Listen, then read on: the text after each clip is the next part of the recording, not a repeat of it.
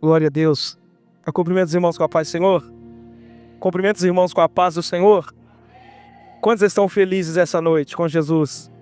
O Senhor é fiel, querido, e Ele permanece assim.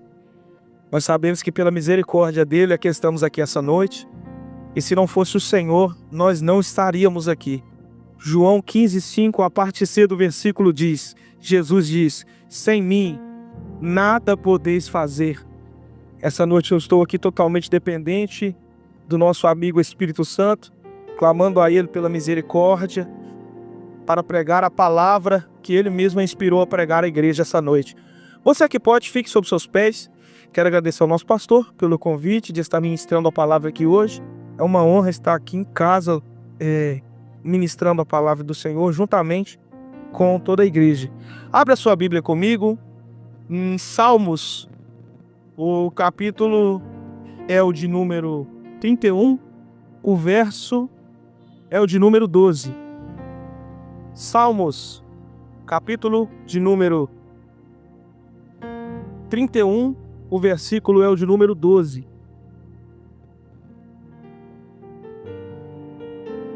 Nós vamos ler somente a parte C do versículo, enquanto os irmãos procuram. Salmos 31, o verso é o de número 12, somente a parte C. Sou como um vaso quebrado. Quantos podem repetir comigo essa noite? Diga, sou como um vaso quebrado. Só mais uma vez, diga, sou como um vaso quebrado. Agora olhe para alguém que está do seu lado e diga, tá quebrado. Diga, tá em pedaços. Mas mesmo assim, é vaso. Se assenta dando um brado de vitória essa noite. Aleluia. Queridos, quando nós abrimos a nossa Bíblia aqui em Salmos, nós nos deparamos no salmista falando algo interessante, falando acerca da maneira como ele se sente. E talvez o que eu queira trazer aqui essa noite ao coração da igreja, não é nem sobre talvez o que Davi vai escrever aqui em sua totalidade. Porque não tem como a gente falar de vaso sem a gente não citar Jeremias. Porque Jeremias se tornou referência. Quando nós abrimos ali Jeremias, o capítulo de número 18, ele se tornou referência do que é a obra do Senhor, ou o que o Senhor faz com o vaso no momento da olaria, no momento que o profeta se dispõe a descer a olaria. Então acaba se tornando para nós uma referência. E eu gostaria de falar um pouco sobre isso. E o Senhor Deus inspirou uma palavra ao meu coração encorajadora, porque nós estamos vivendo tempos difíceis, tempos de crise, de uma dificuldade espiritual muito grande, aonde o que mais se tem talvez seja vaso, mas que talvez outrora está quebrado, está moído, está machucado. E o Senhor Deus me inspirou uma palavra. Eu não sei se você conhece a história, mas falar intermédio de Jeremias aqui é falar intermédio de algo de um chamado que o Senhor chamou Jeremias num momento muito difícil da população do Senhor. Porque nós sabemos que Jerusalém, ou não podemos falar de fato Jerusalém, mas pelo menos toda aquela cidade, ou pelo menos todo um povo, perecia porque cocheava entre dois pensamentos. Então, quando Deus levanta Jeremias como um profeta, Ele levanta Jeremias para pregar aquilo que o Senhor queria levar ao coração do povo. Essa noite eu tenho algumas observações e eu gostaria da sua atenção para essa mensagem. Primeira coisa, Jeremias não era para ser profeta. Jeremias ele veio da cidade de Anatote. Jeremias tinha toda uma linhagem sacerdotal. O cenário para Jeremias estava todo preparado para ele ser sacerdote, para ele exercer a função de sacerdote. Ele tinha uma função que já estava delegado a ele desde o nascimento dele. Mas quando ele tem um encontro com Deus, porque é Deus que vai de encontro a ele, porque, se eu não me engano, o capítulo de número 1 vai nos dizer que veio a mim a palavra do Senhor, que me disse, Jeremias, eu te escolhi, ainda antes que se formasse no ventre da sua mãe. As nações eu já havia lhe dado como um profeta. Isso daqui prova pra gente que tem gente que parece que nasce predestinada a viver alguma coisa. Mas quando Deus entra na história da pessoa, a pessoa parece que começa a entender que o desejo dela, que a vontade dela não se compara à vontade do que Deus tem para a gente viver. Só que eu comecei a ver algumas controvérsias e o Senhor bradou em meu coração, porque de fato Jeremias era para ser sacerdote, ele era para apresentar as orações do povo, Jeremias era para levar, para acender incenso, Jeremias era para ter contato direto com Deus, Jeremias era para ser alguém diferente, pastor. Mas ao contrário disso, Deus pega esse homem, põe esse homem para pregar para um povo que está rebelde, põe esse homem para pregar para um povo que não quer saber de Deus de maneira nenhuma. Deus usa Jeremias como uma oportunidade para a população. É interessante que já havia um caminho predestinado para esse homem, mas o Senhor separou para Jeremias um outro estilo de vida, um outro propósito. Jeremias, eu acredito que quando Deus chama ele para viver o propósito, talvez ele não entende o propósito, mas futuramente nós vamos ver que mais para frente Jeremias ele é conhecido como o profeta chorão, ou o homem das lamentações, porque Jeremias se apaixonou de tal maneira pelo povo, a qual ele clamava a Deus para que Deus pudesse agir com misericórdia pelo povo. Então Jeremias ele não só se apaixona pelaquela cidade, por aquele povo, ele não só ama porque ele prega, mas muito mais do que isso, ele começou a amar aquilo que o Senhor o vocacionou para fazer. Jeremias se apaixonou pelo seu chamado, a ponto de arder um fogo dentro dele tão grande, uma paixão tão grande, que por inúmeras vezes, se fosse eu passar pelo que Jeremias passou aqui, eu já teria desistido. E o Senhor trouxe ao meu coração. Tem vezes que nós estamos vivendo uma situação no nosso ministério, algumas coisas, problemas, adversidades. Muitas das vezes não é no ministério, muitas das vezes é em casa, muitas das vezes é luta. E a nossa vontade é de parar. Pregador, por que a vontade é de parar? Porque nem todo dia a gente quer cantar, gente. Nem todo dia a gente quer louvar. Nem todo dia a gente quer chegar aqui e com aquele sorriso, porque nem todo dia o vaso está bem para poder fazer. Mas há uma grande diferença aqui. Porque uma vez Jeremias cansado disso, porque ele prega, as pessoas não ouvem, pastor. Ele tenta levar a pessoa ao arrependimento, a pessoa não vai. Pensa num pregador, que ele prega todos os dias e não consegue levar nenhuma alma sequer ao Senhor. É um pregador frustrado, é um ministério frustrado. Eu imagino ele dizendo: Senhor, eu não quero mais viver a obra do Senhor. A Bíblia diz que ele diz isso a Deus: eu não quero mais pregar. Eu entendo Jeremias, porque Jeremias ele não pode abrir a Bíblia aqui, como num culto de hoje, e dizer: hoje eu vou pregar sobre amor. Jeremias ele não pode abrir a Bíblia e dizer: hoje eu vou pregar sobre avivamento. Não, a Bíblia diz que o Senhor colocava as palavras da boca de Jeremias. Então Jeremias não vivia mais por sua vontade, ele vivia a vontade de Deus. Alguém que é direcionado por Deus, de fato, ele não vai agradar muitas pessoas, porque a vontade de Deus, por muitas das vezes, ela não vem a fazer aquilo que eu gostaria que acontecesse. Porque quando eu venho querendo crescer, Deus vem me dizendo: é hora de descer. Quando eu venho querendo chegar, Deus vem me dizendo: é hora de andar mais devagar. É hora de andar um pouco mais lento. Todas as vezes que eu acho que eu sou alguma coisa, que eu tenho alguma coisa, ou que eu tenho um plano, ou que o meu plano é bom, Deus me revela que os planos dele é que são maiores do que os meus, é que são melhores do que os meus. Só que isso que Jeremias prega, arrependimento, porque era essa palavra que estava sobre a boca do profeta: arrependa-te, é hora de mudar, é hora de arrepender dos maus caminhos, voltar aos olhos a Deus. Ninguém escuta o profeta, a ponto de que ele está sozinho na caminhada. A família de Jeremias abandona Jeremias. Eu acredito que amigos de Jeremias abandonam Jeremias. E eu vou te dizer uma coisa: tem muita gente que nos abandona por muitas vezes não entender o peso da nossa chamada. Tem gente que não acompanha, que não vai ficar do seu lado. Ronald, por quê? Porque não vai acompanhar o tamanho do projeto de Deus na tua vida. Eu não vim aqui pregar dizendo que tem pessoas que Deus quer tirar, colocando inimizade entre você e algumas pessoas. Esse não é o meu propósito, mas eu preciso te dizer que tem pessoas que o próprio Deus está tirando, porque o propósito dele na tua vida é tão grande, mas é tão grande que nada pode atrapalhar. Mas a vontade de parar no coração do profeta, ela ardeu. Por quê? Porque ele é carne. Mas olha o que o salmista vai dizer no momento de crise que ele está passando.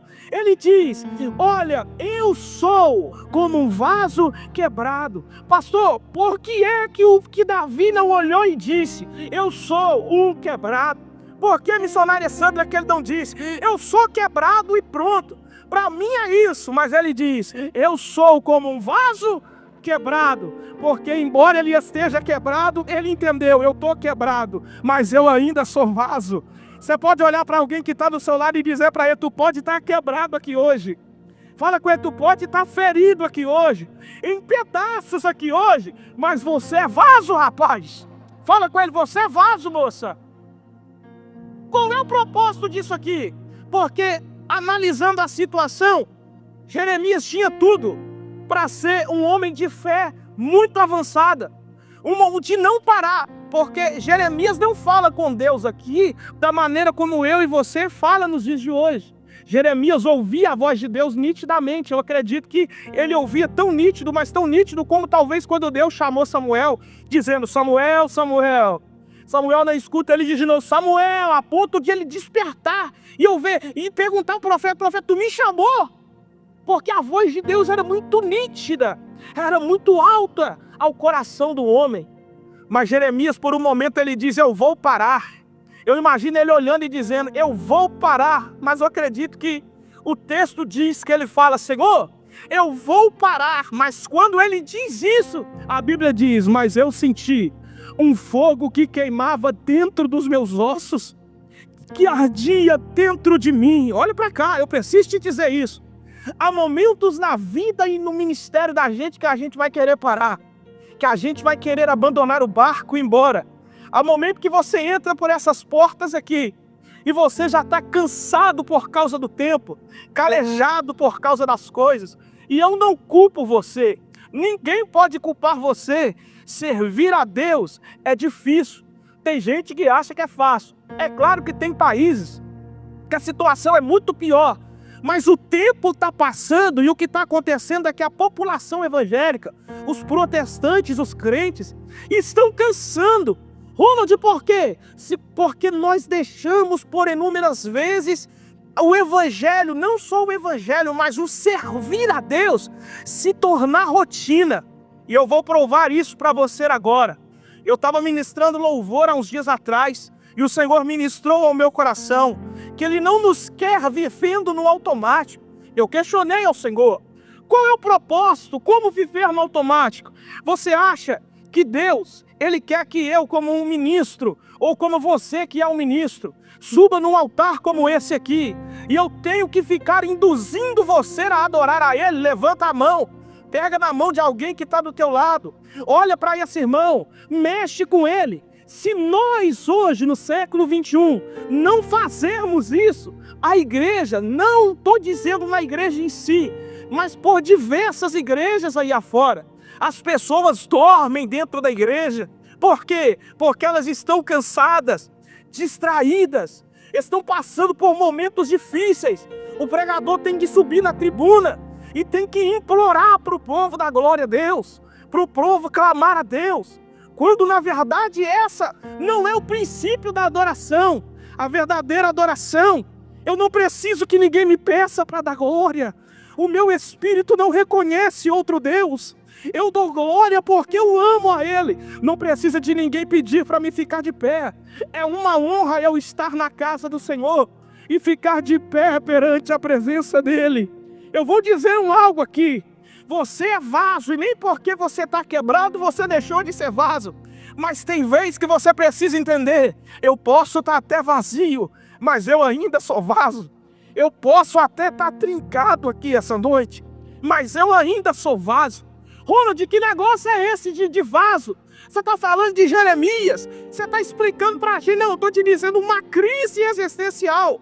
Jeremias é profeta, gente. Jeremias escuta a voz de Deus. E mesmo assim deu vontade de parar. Você é levita, você é pastor, você é missionário, você é obreiro da casa. Se Jeremias teve vontade de parar, por que é que você não tem? Isso é normal. Olha o que Deus disse para ele no capítulo de número 1. Jeremias, eu te conheço ainda antes que se formasse no ventre da tua mãe. Sabe o que Deus estava dizendo? Jeremias, eu te conheço, rapaz. Você acha que eu não sei que haveria momentos que tu ia querer parar? Você acha que eu não sei que haveria momentos que tu ia querer desistir? Você acha que haveria que eu não sabia que você ia ter vezes que você ia querer orar e você não ia achar força para orar, Jeremias? Você acha que eu não sei, Jeremias, que a vida talvez que você queria levar de jejum, que você queria levar de oração, o nível que você queria alcançar em mim, às vezes na sua visão ia estar inalcançável, ia dar vontade de parar. Não, Deus me trouxe aqui para dizer, eu conheço você, eu sei quem você é, eu conheço a tua história, eu te formei no ventre da tua mãe. Pensas que eu não sei que haveria momentos que você ia querer parar, que o cansaço ia pegar você, mas Deus me trouxe aqui para dizer para você, não é hora de parar. Por quê, pregador? Porque tu pode estar cansado agora, mas você é vaso. Não é hora de parar, porque tu pode estar na dificuldade agora, mas você é vaso. Pregador, você não sabe a luta que eu deixei lá em casa. Você não sabe a luta que está a minha família. Você não entende a guerra espiritual que eu estou vivendo na empresa. Deus me trouxe aqui para falar com você. Não, eu sei exatamente o que você está passando, mas você é vaso. E você pode até estar quebrado agora, mas quebrado também serve, pastor. Eu não sei se você vai entender isso aqui. Tem dias que a gente vem na igreja da gente, a gente nem veste uma melhor roupa, vem de chinelo talvez, porque a gente anda de uma maneira simples. Mas qual é o propósito? Muitas das vezes nós não queremos oportunidade, nós não queremos fazer nada, a gente só quer ficar no cantinho, recebendo. Por quê? Porque a gente está quebrado, é ou não é? É verdade ou não é? Tem dia que a gente não quer nada, a gente não quer nem ficar de pé, gente. Mas é nesse dia que o pastor manda um obreiro chamar você e falar com você, hoje a palavra é com você, é você que vai pregar. Aí você questiona a Deus, mas eu estou quebrado, eu vou pregar o quê? E nunca se houve um dia em que você prega e Deus fala tanto com a igreja, porque você está quebrado, mas Deus está provando que quebrado também serve. Por diversas vezes talvez você subiu nesse altar e no final do culto alguém chegou em você e disse, pastor, que palavra! Missionária, que palavra! Meu irmão, que palavra! E você não estava entendendo nada porque você estava quebrado. Mas Deus me trouxe aqui para te dizer, eu também uso os meus quebrados. Eu também uso os meus cacos por aí. Não, eu vou falar, irmão. Deus me trouxe aqui para profetizar sobre a tua vida. E se eu te disser que Ele quer encher o vaso aqui essa noite? E se eu te disser que Ele quer restaurar o vaso aqui essa noite? Que Ele quer fazer o vaso entender? Não, meu filho, você está quebrado, mas você não deixou de ser vaso não, ué. Você é vaso ainda. Às vezes a gente está precisando entender o ambiente que a gente está, porque tem vezes que a gente está aqui, a gente esquece que a gente é adorador, a gente esquece que a gente é profeta, a gente esquece que Deus colocou palavras na nossa boca, a gente entra num cantinho daquele ali, se apluma, e a gente só quer receber, só que Deus falou assim, não, você não vai receber, não, você é vaso. Eu estou enchendo você porque eu preciso que você entregue algo para alguém. E se eu te disser que Deus me trouxe aqui para te dizer que Ele quer te ver profetizando de novo? E se eu te disser que Ele te trouxe aqui para dizer para você que Ele quer te ver pregando de novo? Que Ele te quer no altar de novo? Que Ele está chamando você para intimidade de novo? Quando você colocava a cabeça no cantinho de madrugada e falava, Deus, Tu sabes, ó Pai, o desejo do meu coração. Me enche, ó Pai, porque o maior prazer para mim não é dinheiro. O maior prazer para mim não é riqueza. Mas o maior prazer para mim é sentir a Tua presença em toda a sua totalidade. E se eu te disser que Deus me trouxe aqui para dizer para alguém aqui, missionária Sandra, que talvez está aqui essa noite e que não tem mais a mesma vida de comunhão, de oração e busca como antigamente. E se eu te disser que Ele está te chamando para um encontro mais profundo com Ele? E se eu te disser que o pastor pregou aqui semana passada, eu não sei se você pegou, num culto de ceia, que era necessário nós voltarmos ao primeiro amor. E se eu te disser que eu prestei atenção na pregação e vi quando ele disse no final do culto, só Deus sabe como eu cheguei aqui. E se eu te disser que tem vaso aqui que nem sabe como é que chegou aqui, mas Deus me trouxe aqui para te dizer, eu vou usar você quebrado mesmo. Eu vou usar você ferido mesmo. A raiva do diabo, João, não é porque está quebrado, Amanda. Essa não é a raiva. A raiva do adversário é porque está quebrado, mas o oleiro não abandona. Está quebrado, mas o oleiro ainda fala com ele. Está quebrado, mas o oleiro ainda chama ele pelo nome. Olhe para cá, eu preciso pôr um fim na mensagem. Mas Jeremias, no capítulo de número 18, a Bíblia diz assim para Jeremias, Deus diz assim, Jeremias, desce à casa do oleiro, porque lá eu te falei, ouvi as minhas palavras. Eu gosto quando o meu pastor prega, porque nessa hora ele diz, mas se ele já não estava ouvindo a voz de Deus, por que é que ele precisava descer na olaria? Haverá momentos na vida da gente que a gente vai precisar descer mais fundo, a gente vai precisar descer um nível maior, vai precisar mergulhar. O que disseram para Naamã? Naamã, banha-se 7 vezes no rio. Ele entendeu, se é para banhar, se é para me molhar, se é... Não. Aí a Bíblia diz que Naamã faz o quê? Naamã mergulha. Quem está entendendo, diga glória. Porque talvez a palavra de Deus é hora de descer, é hora de buscar. Mas a minha necessidade é tão grande que só descer não é o suficiente. Eu estou precisando mergulhar nessas águas. Não vou falar. Deus te trouxe aqui para dizer para você, é hora de mergulhar nessas águas. É hora de abandonar tudo aquilo que te impede de viver o propósito. Ele disse para Abraão, Abraão, sai da sua tenda e vai para um lugar que eu vou te mostrar. Deus, por que o Senhor não mostra o lugar agora? Não, o primeiro passo é seu. Sai primeiro, acredita primeiro, confia primeiro, teste primeiro. E aí eu vou mostrar um lugar para você. E eu gostaria da sua atenção. O vaso está nas mãos do oleiro, sim ou não? Se o vaso está nas mãos do oleiro, o diabo não tem o poder de tocar. Repara comigo o processo de um vaso. Ele é colocado na roda. O vaso ainda está mole. Nem foi formado porque é barro. Imagina comigo, quando o vaso está quase pronto, o vaso se quebra. Não é Deus que quebra o vaso. Não é o diabo que quebra o vaso. Até porque se o vaso está nas mãos do oleiro, o diabo não tem o poder de tocar. Não é o diabo que quebra o vaso. Não é a liderança que quebra o vaso. Uma das maiores situações da nossa geração é que a gente precisa entender que a culpa dos nossos fracassos não são de pessoas, são nossas. Não foi por causa da minha mãe, não foi por causa do meu pai, não foi por causa da minha igreja, foi por causa de mim. Eu preciso entender que sou eu o maior sabotador da minha própria história. Eu me quebro nas mãos do oleiro, porque eu posso parar a chamada de Deus na minha vida. Eu posso dizer não vou. Eu posso colocar uma barreira do pecado entre mim e Deus e dizer, não vou alcançar, não vou chegar. Só eu tenho o poder de me quebrar nas mãos do oleiro. Só que quando Deus fala com Jeremias assim, Jeremias, observa o que vai acontecer, o vaso se quebra. E eu gostaria da sua atenção aqui, porque é normal o vaso se quebrar no processo, não vou falar de novo.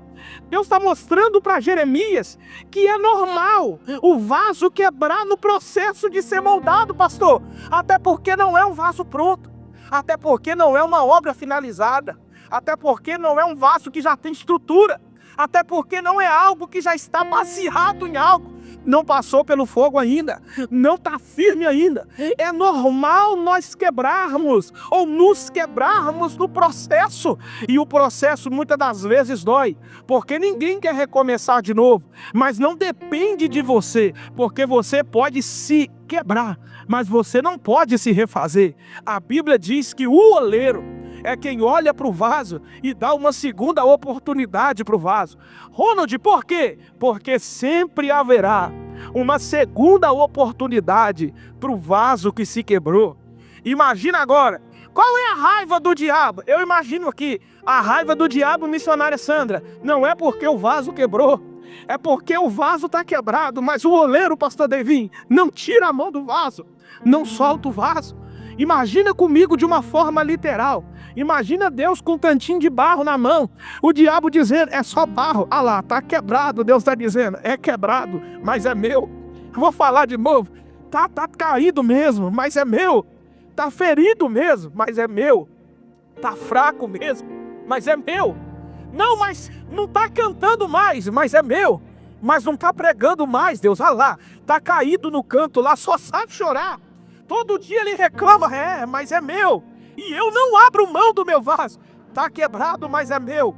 Não tem lixeira na olaria. Eu não sei se você vai pegar essa, mas meu amigo tio Lau, na olaria de Deus, não existe esse negócio de jogar fora para Deus. Está quebrado, mas ainda tem valor.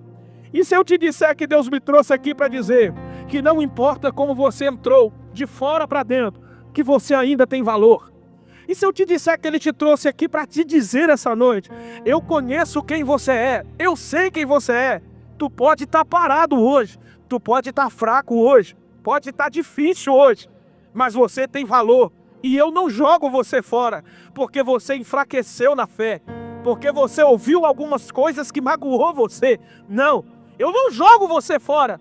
Para mim, você tem valor. Olhe para cá, eu preciso finalizar. A Bíblia diz que Paulo estava vindo de um naufrágio. Um naufrágio, Atos capítulo de número 28. Gente, quebrou tudo. Não sobrou nada. Sobrou só os pedaços do navio. Algumas madeiras, alguns pedaços. Quem está entendendo, diga glória a Deus. Só sobrou os pedaços, gente. Quem sabia nadar foi nadando para a ilha. Ananias, olha isso. Quem sabia nadar foi embora, Ananias. E quem ficou e não sabia nadar, estava lá e ia morrer. Sabe o que o capitão do navio levantou e disse? Ninguém vai morrer. Por quê? Se agarra nos pedaços. Não vou falar. Se agarra nos pedaços que ninguém vai morrer. E se eu te disser que tem gente que está só um pedaço, mas que Deus quer usar você para curar a vida de alguém? E se eu te disser que talvez hoje aqui você está só o caco, mas Deus está dizendo, não, eu quero usar você para salvar a vida de alguém. A raiva do diabo não é porque tu tá o pedaço, a raiva dele é porque você tá só os pedaços, mas não afunda, varão. Eita, eu tô sentindo Deus aqui, e Ele tá dizendo a alguém, você não vai afundar, mas eu tô só um pedaço, mesmo assim, eu não vou deixar teu barco afundar, eu não vou deixar você cair, eu não vou deixar você afundar. Tá só um pedaço, mas tá vivo. Vou falar. Tá só o caco, mas tá de pé ainda, tá lutando ainda, tá no culto aqui ainda. E já dizia o pregador, se o diabo não matou você da porta pra cá, ele perdeu a chance, pastor, porque não te mata mais, não te toca mais, não te fere mais. Isso aqui tem tanta veracidade isso, que quem segurou nos pedaços sobreviveu. Mais uma, e eu termino aqui, foi quando eu tive a revelação dessa palavra, foi quando o pastor abriu o culto, dizendo sobre Jó. Olha para cá, a Bíblia diz que Jó estava na pior fase da sua vida. Nunca se houve um período tão ruim na vida de Jó. E uma das coisas que eu vou dizer aqui pode chamar a atenção de alguns dos irmãos. A Bíblia diz que há um acordo entre Deus e o diabo, porque ele veio entre os filhos de Deus, e o Senhor fala sobre Jó. Uma coisa é eu abrir a Bíblia e falar sobre Deus. Agora, outra coisa é Deus abrir um livro e falar sobre mim. É diferente. Então, duas observações. A primeira está aqui. O diabo fala que Jó só está de pé por causa daquilo que ele tinha. Deus mostra para o diabo que Jó só estava de pé, não pelo que ele tinha, mas pelo que ele era. Quem está entendendo?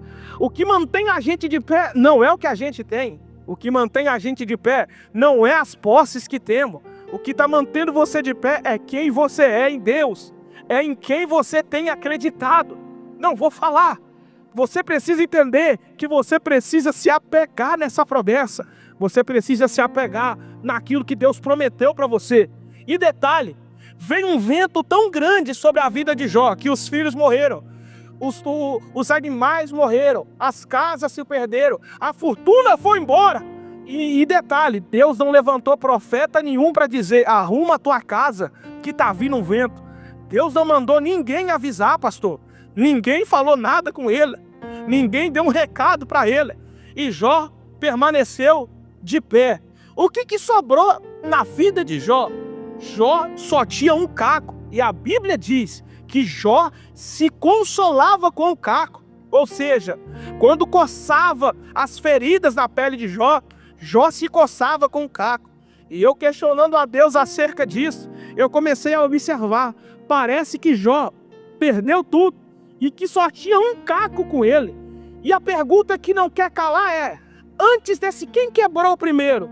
Jó ou caco? Porque se o caco é caco e era um caco de telha, significa que antes ele já tinha sido uma telha. Ou seja, pode ser caco agora, mas outrora já foi telha. Sim ou não? Quem está entendendo, diga glória.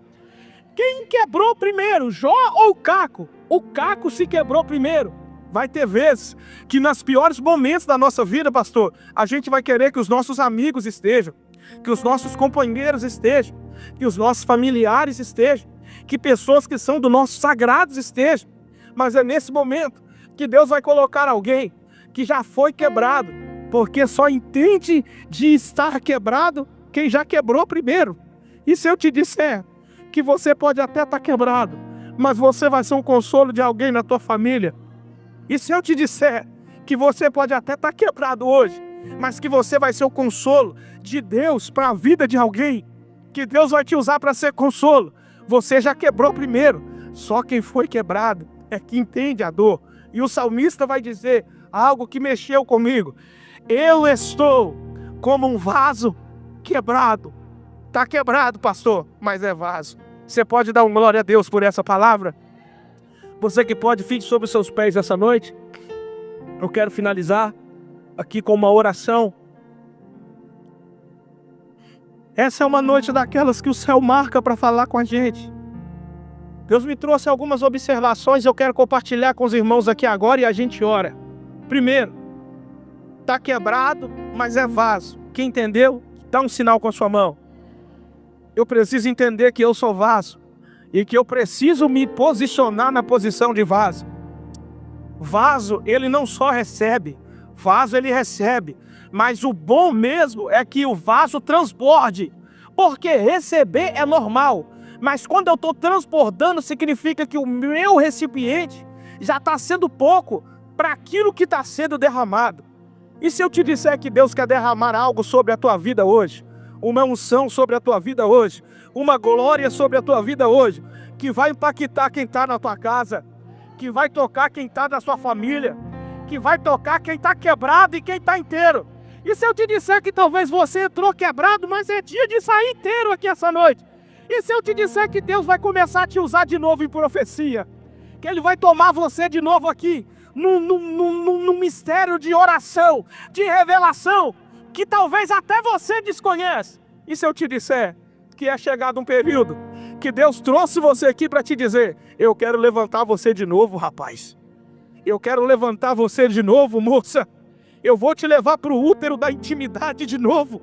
Eu vou te carregar para o propósito de novo. Vou te levar para o monte de novo. Vou te dar visão nova de novo. Eu vou restaurar você de novo. Vou colocar você como um vaso, porque eu te chamei para isso. Você já parou para pensar por que vaso? Por que, pastor, não pegar uma coisa mais resistente?